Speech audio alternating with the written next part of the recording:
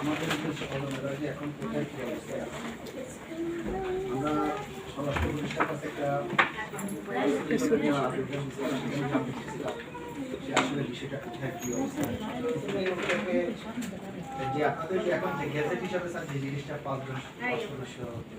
সেটাকে আমরা সদস্য সমস্ত প্রপার্টি ফাদার এখন ফাদার তো নিয়ে গেছে এই মাসুম সরকার বাচ্চাদেরকে সংসদে মেইনটেইন করবে তার নামে সমস্ত প্রপার্টি আছে কিন্তু দুইটা জায়গায় কিনে নিতে পারবে আমরা কি ধরে নেব সে কি নিত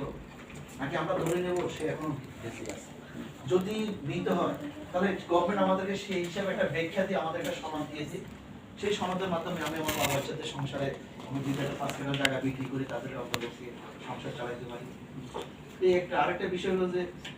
এই বিষয়েও কিন্তু আমরা ক্লিয়ার কিছু এখনো পাইনি